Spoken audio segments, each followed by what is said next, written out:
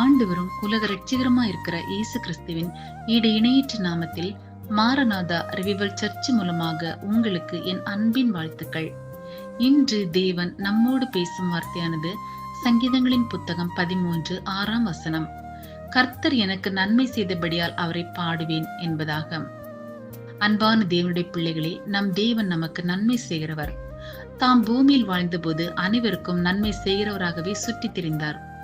இஸ்ரவேல் மக்கள் எகிப்து தேசத்தில் அடிமைகளாக வாழ்ந்தபோது பார்வோன் அவர்களை மிகவும் கொடுமைப்படுத்தி வேலை வாங்கி கொண்டே இருந்ததால் அவர்கள் இட்ட கூக்குரல் தேவ சமூகத்தில் வந்து எட்டினது.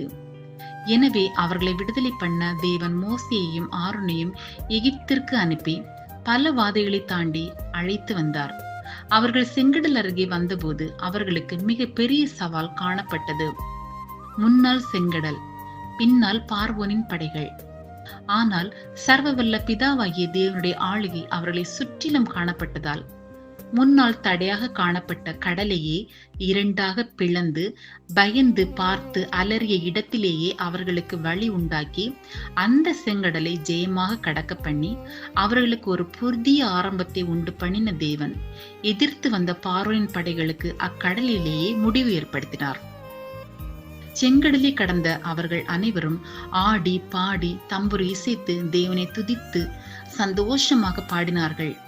கர்த்தர் அவர்களுக்கு நன்மை செய்தபடியால் அவர்கள் மகிழ்ச்சியோடு ஆனந்த சத்தத்தோடு தேவனை துதித்து பாடினார்கள். சற்று முன்னால் செங்கடலை பார்த்து பயந்து மரண ஓலத்தில் அலறிய நாவுகள் இப்பொழுது தேவன் தங்களுக்கு செய்த நன்மைகளை துதித்து ஆனந்த களிப்பினால் நிறைந்த நாவுகளாக, துதி பாடல் நிறைந்த நாவுகளாக தேவன் மாற்றினார்.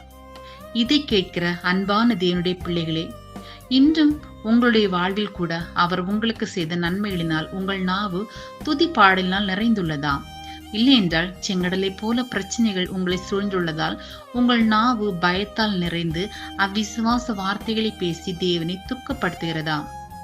பிரியமானவர்களே, கலங்காதிருங்கள். உங்கள் பிரச்சனைகளை காட்டிலும் நம் தேவன் பெரியவர். உங்களுக்கு வரும் தடைகளை காட்டிலும் உங்களோடு இருக்கிற சர்வ வல்லவர் பெரியவர். நீங்கள் எப்பொழுதும் தேவனை துதித்து பாடுங்கள். கர்த்தர் உங்களுக்கு நன்மை செய்வார். கர்த்தர் உங்கள் பிரச்சனைகளை, உங்கள் தடைகளை மாற்றுவார். இந்த நாளிலிருந்து உங்கள் வாழ்வில் ஒரு புதிய ஆரம்பத்தை தேவன் ஏற்படுத்த போகிறார். நீங்கள் நம்புகிற தேவன், அவர் ஜீவிக்கின்ற தேவன் உங்களோடு இருப்பதால் உங்களுக்கு நன்மை செய்ய போகிறார். அநேகருக்கு முன்பாக தேவன் உங்களுக்கு செய்த நன்மைகளை எண்ணி நீங்கள் அவருடைய நாமத்தை துதித்து பாடி சாட்சியாக சொல்ல கர்த்தர் தாமே நம் அனைவருக்கும் கிருபை செய்வாராக. ஆமேன், ஆமேன்.